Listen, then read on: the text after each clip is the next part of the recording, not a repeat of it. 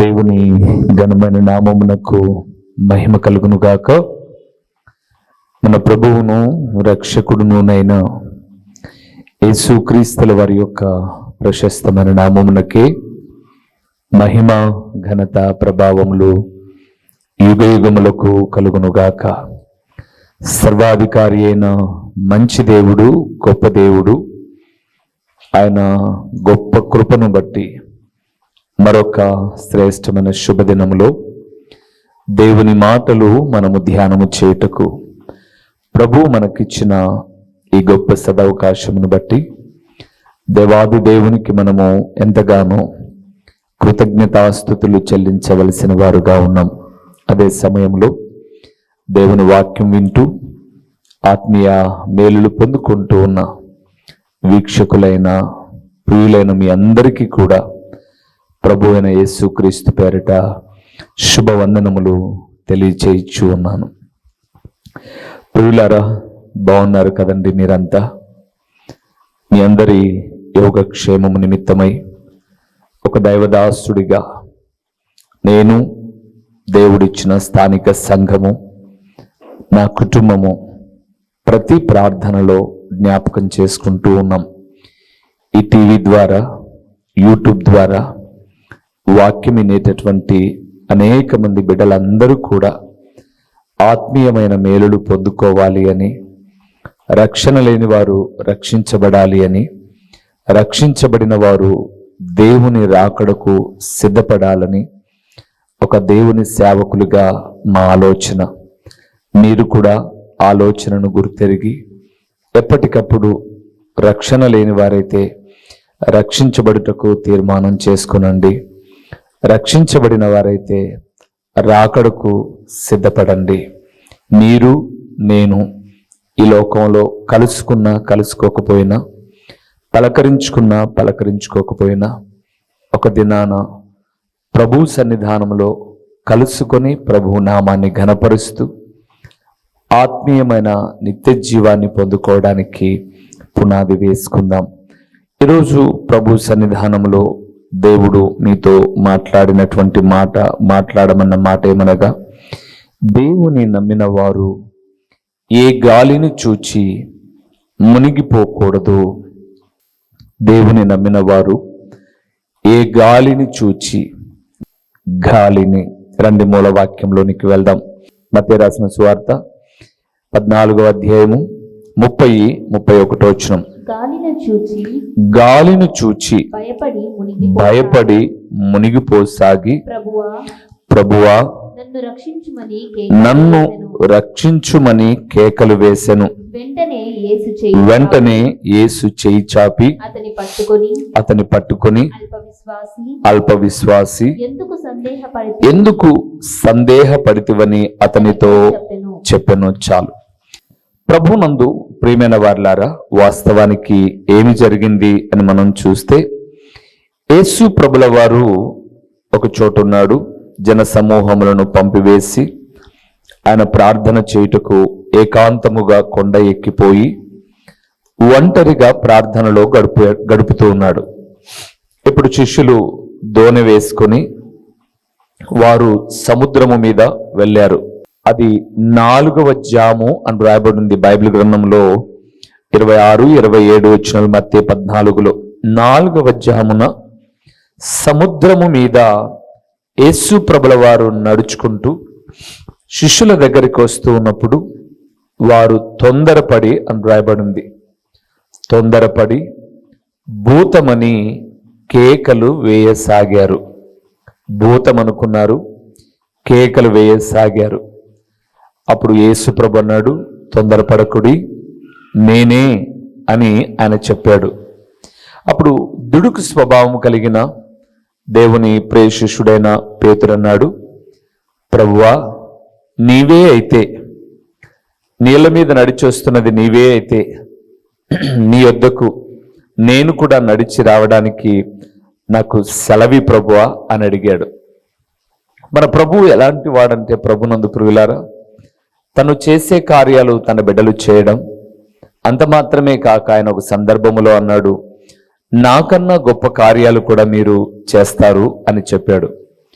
అప్పుడు యేసుప్రభు అన్నాడు, పేతురు, దానికి ఆందోళన అవకాశము నేను నీకు ఇస్తున్నాను, ఆందోళన చెందద్దు, నీళ్ళ మీద నడిచిరా అని అన్నాడు. ఇది మనకు తెలిసిన వృత్తాంతమే కాబట్టి నేను త్వరితంగా చెప్పి ముందుకు వెళ్తాను. నడిచిరా అన్నాడు. వెంటనే పేతురు దోణి దిగి నీళ్ల మీద నడుచుటకు ప్రారంభించాడు. కొంత దూరం నడిచినట్టుగా కూడా మనం చూస్తాం. బాగా వినాలి నా మాటను. కొంత దూరం నడిచాడు. తర్వాత పేతురు యేసు ప్రభుల వారిని చూస్తూ నడవడం ఆపి, అక్కడ రాయబడింది, గాలిని చూచి భయపడి మునిగిపోసాగి అని రాయబడింది. పేతురు యేసు ప్రభుల వారిని చూస్తున్నంతసేపు చక్కగా నడుచుకుంటూ వచ్చాడు. గాలిని ఎప్పుడైతే చూశాడో మునిగిపోసాగాడు. అందుకే దేవుని నమ్మిన వారు ఏ గాలిని చూసి మునిగిపోకూడదు అనే మాటలు నేను మాట్లాడుతున్నాను. గాలిని చూసి మునిగిపోసాగి కేకలు వేయడం ప్రారంభించాడు. ప్రభువా, మునిగిపోతున్నాను, చచ్చిపోతున్నాను, నన్ను కాపాడు ప్రభువా అని కేకలు వేయడం ప్రారంభించాడు. నా ప్రియ ప్రభుల వారు చెయ్యి అందించి అతని చెయ్యి పట్టుకొని, అల్ప విశ్వాసి అన్నాడు. అల్ప విశ్వాసి, ఎందుకు సందేహపడితివి అని చెప్పాడు. అంటే అతని విశ్వాస జీవితాన్ని అడ్డగించేది గాలి అనే అల్ప విశ్వాసం. ఈరోజు ప్రభువునందు ప్రియులారా, మన విశ్వాస జీవితంలో ముందుకు వెళ్తూ ఉన్నప్పుడు మనము ఎక్కడ మునిగిపోతున్నామో తెలుసా? ఏ గాలిని చూసి మునిగిపోతున్నామో తెలుసా? కొన్ని గాలులు మీకు చూపిస్తాను. మునిగిపోయే కొన్ని గాలులు చూపిస్తాను. మొదటి విషయానికి వెళ్దాం. యాకోబు రాసిన పత్రిక 1వ అధ్యాయము 6వ వచనం. నేను చదివించే చోట ఎక్కడో ఒక చోట గాలి అనే పదం వస్తుంది. 1వ అధ్యాయము 6వ వచనాన్ని మనం చూద్దాం. అయితే అతడు ఏ మాత్రమును సందేహింపక విశ్వాసముతో అడగవలెను. సందేహించువాడు, ఆ మాట చూడండి, గాలి చేత రేపబడి ఎగిరిపడు సముద్ర తరంగమును పోలియుండును. చాలు.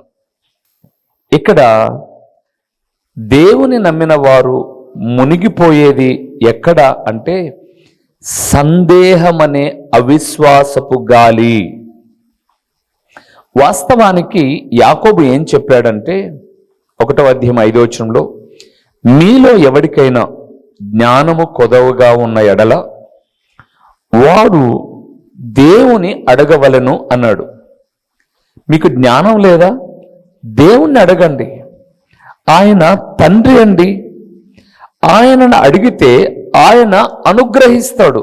అంత మాత్రమే కాక ఆయన ఎవరిని గద్దింపక అనుగ్రహిస్తాడు అని చెప్పాడు. అయితే అడిగేవాడు సందేహముతో, అంటే అల్ప అవిశ్వాసముతో అడగకూడదు అన్నాడు.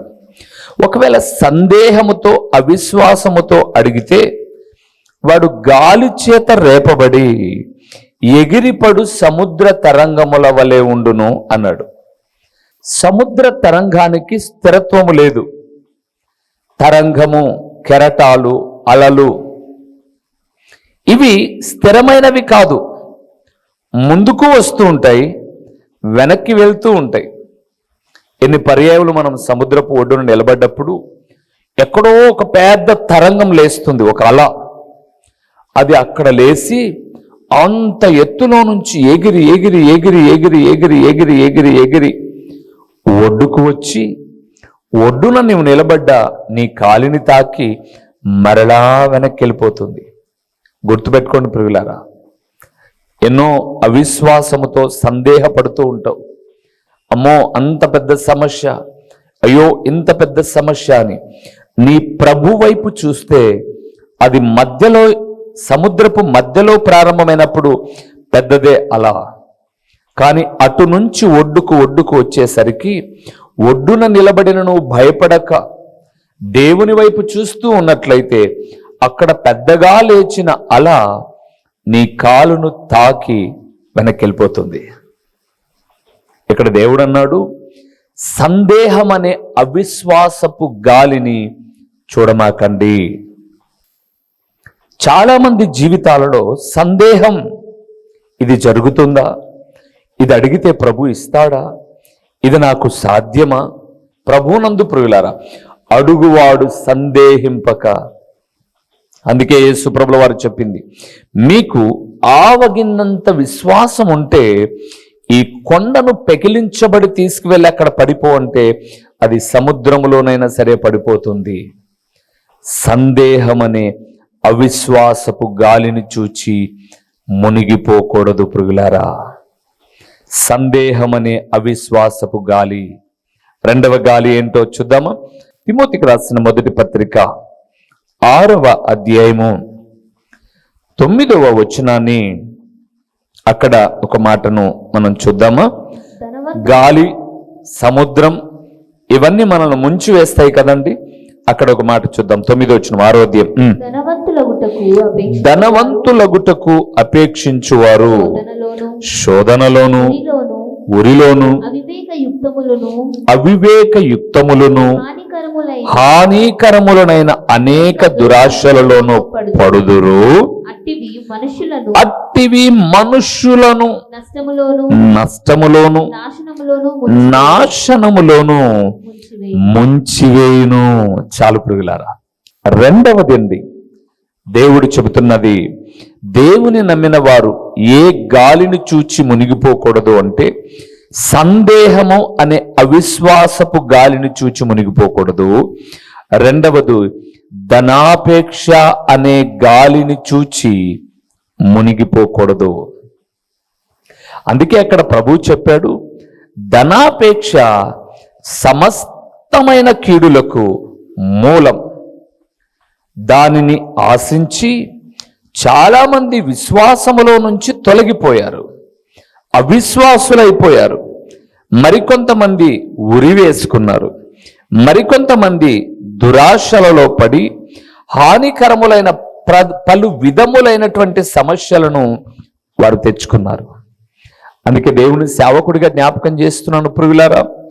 పేతురు వస్తున్న గాలిని చూశాడు.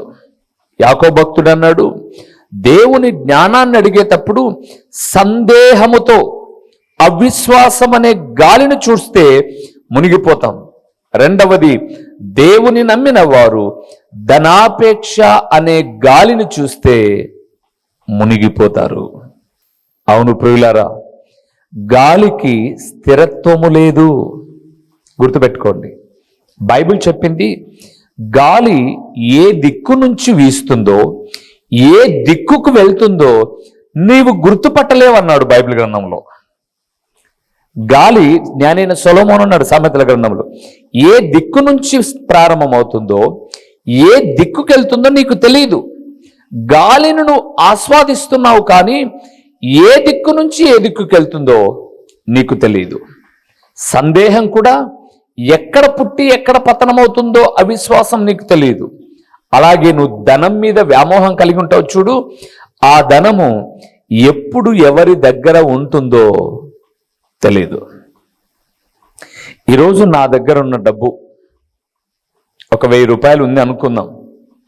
రేపు ఏ కిరాణా కొట్టుకు వెళ్తుందో, ఆ కిరాణా కొట్టు నుంచి ఆ వ్యక్తులు ఏ హాస్పిటల్లో ఖర్చు పెడతారో, ఎక్కడికెక్కడికి వెళ్ళిపోతుందో. కొంతమంది నా దగ్గర చెప్తారండి, అన్నా నెలా పొద్దు జీతం తీసుకుంటే చేతి నిండా డబ్బులు ఉంటాయన్న, చేతి నిండా డబ్బులు ఉంటాయి. 10వ తేదీకి వచ్చేసరికి చేయి ఖాళీ అయిపోయి ఉంటుంది. ఏమైపోయామ్మా?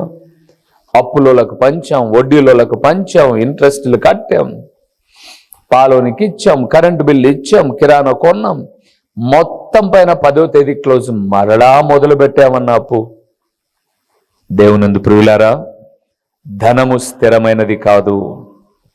ఎటు వస్తుందో ఎటు పోతుందో నీకు తెలియదు. గాలి ఎటు వస్తుందో ఎటు వెళ్తుందో నీకు తెలియదు.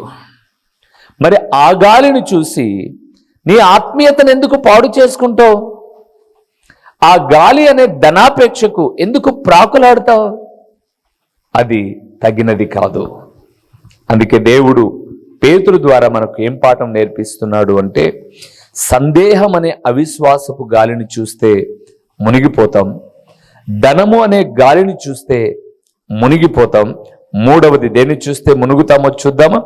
సామెతల గ్రంథము 1వ అధ్యాయము 27వ వచనం. ఇక్కడ మునిగిపోయేటటువంటిది ఒకటి చెప్పాడు చూడండి. 27వ వచనం, భయము మీ మీదికి తుఫాను వలె వచ్చినప్పుడు సుడిగాలి వచ్చినట్లు మీకు అపాయము కలుగునప్పుడు, మీకు కష్టమును దుఃఖమును ప్రాప్తించినప్పుడు నేను అపహాస్యము చేసేదను. చాలా ప్రియులారా, నేను చాలా పర్యాయములు ఈ కీర్తన సామెతల గ్రంథం 1వ అధ్యాయములో 24 నుంచి ఉన్న విషయాలు నేను ఉన్న స్థానిక సంఘానికి, సమాజంలో సభలలో నిలబడ్డప్పుడు చాలా పర్యాయం చెప్పాను. నేను ఎందుకు చెప్పాను అని అంటే, ఈ సామెతల గ్రంథం 1వ అధ్యాయం మీరు చదువుకోండి 24 నుంచి.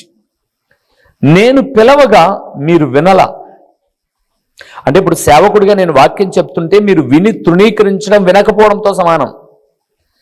అలాగ వినని మీరు ఒకరోజు మీకు కష్టం వచ్చినప్పుడు మీరు నన్ను పిలుస్తారు, దేవుడా కష్టం వచ్చింది ఆదుకో ప్రభువా అని. నేను పిలిచినప్పుడు మీరు వినలేదు కాబట్టి మీరు పిలిచినప్పుడు కూడా నేను వినను. మీకు భయము అనే తుఫాను లాంటి గాలి వచ్చినప్పుడు మీరు మునిగిపోతారు చూడు, అప్పుడు నేను నవ్వెదను అన్నాడు. మూడవది ప్రియులారా, భయము అనే గాలిని చూసి మునిగిపోకూడదు. చాలా మంది ఈరోజు భయము అనే గాలిని చూసి మునిగిపోతున్నారు. ప్రతి చిన్నదానికి భయపడుతూ ఉన్నారు, ఆందోళన చెందుతూ ఉన్నారు.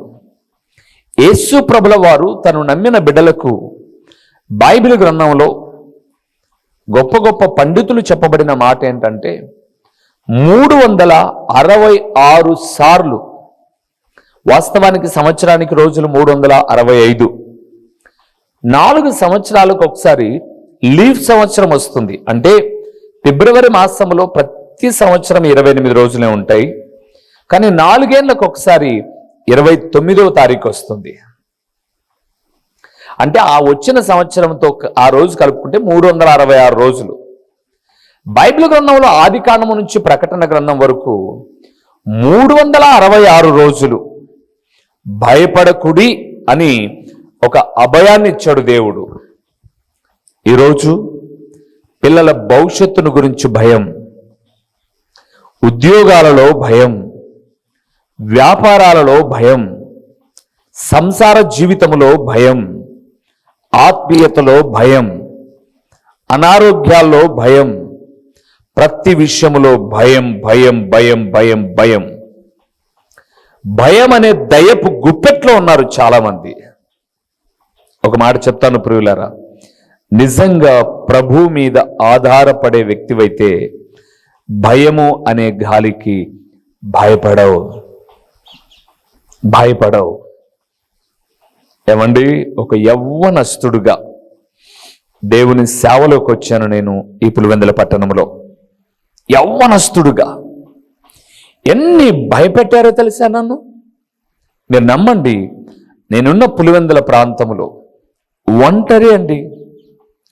ఈ ఊరికి ఒక చిన్న సూట్ కేసులో ఒక 2 జతలు బట్టలు పెట్టుకొని, ఒక బాడుగు రూమును కోరుకొని జీవనోపాధి నిమిత్తమై ఇక్కడికి వచ్చాను. వచ్చిన నేను కొంతకాలం విశ్వాసిగా ఉండి దేవుని పిలుపును బట్టి సేవలోకి వచ్చాను. నేను సేవలోకి వచ్చినప్పుడు నాకు వివాహం కాల. నేను సేవలోకి వచ్చిన 2 ఏళ్లకు వివాహమైంది. అంటే 2000 సంవత్సరంలో సేవకు వస్తే 2002లో వివాహమైంది. ఈ మధ్యలో నేను ఒక్కనే ఇక్కడ ఉన్నాను. నా తల్లి తండ్రి పల్లెలో ఉన్నారు. కొంతకాలం తర్వాత నా తల్లిదండ్రులు, నా అన్నదమ్ములు, అక్క చెల్లెళ్ళు ఈ పులివెందుల పట్టణానికి వచ్చారు. నేను సేవ ప్రారంభించినప్పుడు ఒంటరివాడినండి. చాలామంది చాలా భయపెట్టారు నన్ను. తమకున్న ధనంతో భయపెట్టారు, కులంతో భయపెట్టారు, భుజ బలముతో భయపెట్టారు. ఒక మాట చెప్పమంటారా? వారు భయపెట్టినప్పుడు నా మనసు కొంత కలత చెందేది, కానీ నా దేవుని వాక్యం నన్ను ధైర్యపరిచేది, బలపరిచేది. అందుకే ఏ భయానికి మునిగిపోలే ప్రియులారా. ఎందుకు? ఆయన పిలుపు అందుకొని వచ్చాను నేను. నా భయాన్ని ఆయనకు చెప్పేవాడిని, ఆయన నన్ను ధైర్యపరిచేవాడు. ఈరోజు ఎందుకు నువ్వు భయం గుప్పెట్లో మునిగిపోతున్నావు? ఇదిగో 1వ అధ్యాయం 24 నుంచి చూస్తున్నప్పుడు సామెతల గ్రంథం, ఆయన పిలిచినప్పుడు నువ్వు వినలా, ఆయన పిలుపుకు నువ్వు విధేయత చూపలా, ఆయన ఉపదేశానికి నువ్వు లోబడలా, అందుకే ప్రతి దానికి భయపడుతూ ఉన్నావు. చాలామంది సందేహం అనే అవిశ్వాసపు గాలిలో భయపడుతున్నారు. రెండవది ధనాపేక్ష చూసి భయపడుతున్నారు. మూడవది భయం అనే గాలిని చూసి భయపడుతున్నారు. నాలుగవది దేన్ని చూసే చెప్పమంటారా?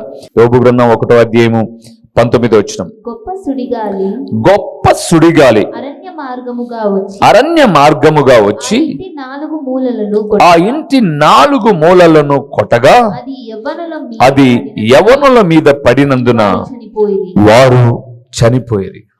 యోబు కుటుంబం మనకు తెలుసు ప్రియులారా. యోబు కుటుంబం ఒక ఇంట్లో ఉన్నారట. 19వ వచనం 1వ అధ్యాయంలో, గొప్ప సుడిగాలి అరణ్య మార్గముగా వచ్చి ఆ ఇంటి 4 మూలలు కొట్టగా అది అలాగే కూలిపోతే తమ బిడ్డలు చనిపోయారు అని రాయబడింది. ఏంటివి? ఏ గాలి? శ్రమలు, సాతానుడు పెట్టే శోధనలు అనే గాలిని చూసి నువ్వు మునిగిపోకూడదు. సాతానుడు చాలా శోధనలు పెడతాడు. చాలామంది అంటారు, ఒక మాట చెప్తాను, తప్పుగా మాట్లాడమాకండి, దేవుడు నన్ను శోధిస్తున్నాడు అంటారు. దేవుని బిడ్డలారా, దేవుడు ఎప్పుడు శోధించడు. యాకోబు రాసిన పత్రిక 1వ అధ్యాయం 10 నుంచి మీరు చదవండి. దేవుడు ఎప్పుడు ఎవరిని శోధించడు. దేవుడు పరిశోధిస్తాడు. శోధించువాడు అపవాది. శోధనకు పరిశోధనకు తేడా ఏంటి? శోధన అనేది నీలో ఉన్న బలాన్ని కృంగచేయడానికి, నిన్ను భయపడియడం. పరిశోధన అనేది నీలో ఉన్న ఒరిజినాలిటీని వెలికి తీయడానికి పరిశోధించడం. అప్పుడప్పుడు భూమిలో దొరికే కొన్ని రాళ్లను పరిశోధిస్తారు. ఇది వజ్రమా, ఇది గ్రానైటా, ఇది ఏంటి అని పరిశోధిస్తారు. పరిశోధించువాడు దేవుడు. అంటే నువ్వు దేవుని కొరకు నిలబడతావా లేదా అని. కానీ శోధించువాడు అపవాది. ఈరోజు చాలామంది దేవుని నమ్ముకొని సాతానుడు పెట్టే శోధనలలో పడిపోతున్నారండి. యేసుప్రభుల వారు కూడా మానవ రీతిగా ఇక్కడికి వచ్చినప్పుడు భూమి మీదికి ఆయనను శోధించాడు. మీకు తెలుసు, మత్తయి రాసిన సువార్త 4వ అధ్యాయంలో ఆకలిగా ఉన్న ప్రభు దగ్గరకు వచ్చి, నువ్వు దేవుని కుమారుడవైతే ఈ రాళ్ళను రొట్టెలుగా చేసుకొని తిను. శోధన. ప్రభునందు ప్రియులారా, దేవుడు నిన్ను కూడా, నువ్వు దేవుని నమ్ముకుంటే నీకే ఎందుకు వచ్చేలాంటి కష్టాలు? నువ్వే ఎందుకు అవుతున్నావు ఫెయిల్? నువ్వే ఎందుకు అవుతున్నావు పాడైపోతున్నావు అని దేవుడు నిన్ను పరిశోధిస్తాడేమో, కానీ అపవాది మాత్రం శోధించినప్పుడు ఆ శోధనలో మునిగిపోతావు, పడిపోతావు. యోబును అలాగే శోధించాడు మిస్సెస్ యోబు భార్యను అలాగే శోధించాడు అపవాది. అప్పుడు వారు మునిగిపోయారు, పడిపోయారు. అపవాది నీకు శోధనలు పెట్టినప్పుడు నువ్వు పడిపోమాకు ప్రియులారా, మునిగిపోమాకు. అందుకే విశ్వాస జీవితములో, దేవుని నమ్మిన జీవితములో సందేహం అనే అవిశ్వాసం, ధనాపేక్ష అనే గాలి, భయము అనే గాలి, సాతానుడు పెట్టే శోధనలు, శ్రమలు అనే గాలిని చూచి మునిగిపోమాకు. బైబిల్ గ్రంథంలో జ్ఞాని అయిన సొలొమోను అన్నాడు, విస్తారమైన మాటలలో దోషముంది అన్నాడు. వ్యర్థమైన మాటలు మాటలాడువాడు వదరుబోతూ అన్నాడు. దేవుని బిడలారా, ఈరోజు నిన్ను ముంచివేసే గాలి ఏంటో తెలుసా? వ్యర్థమైన మాటలు. ఏ మాటలు అవసరమో అవే మాట్లాడాలి. వ్యర్థమైన మాటలు మునిగిపోయేటట్లు చేస్తాయి. అందుకే వ్యర్థమైన మాటలకు నువ్వు మునిగిపోమాకు. ఈ లోకంలో చాలా వ్యర్థమైన మాటలు నిన్ను ముంచివేయడానికి ప్రయత్నం చేస్తూ ఉంటాయి. నీ ప్రభు అయిన యేసు వైపు నువ్వు చూస్తే ఏ వ్యర్థమైన మాటలకు నువ్వు మునిగిపోవు. ఈరోజు చాలా సంసార జీవితాలను వ్యర్థమైన మాటలు ముంచేస్తూ ఉన్నాయి. వ్యర్థమైన మాటలు, భార్యాభర్తల సంసార జీవితాన్ని వ్యర్థమైన మాటలు, తోడబుట్టిన వారిని ముంచివేసే వ్యర్థమైన మాటలు, తల్లిదండ్రులు పిల్లల మధ్య సృష్టించే అపార్థాలు వ్యర్థమైన మాటలు కావా?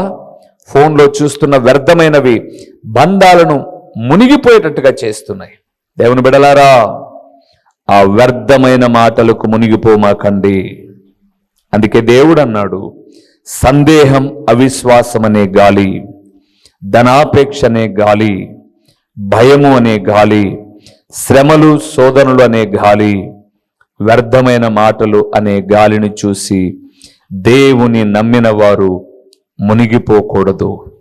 వీటన్నిటిని అధిగమించడానికి యేసు వైపు చూస్తే మన గురి యొద్దకు మనము చేరుకోగలం.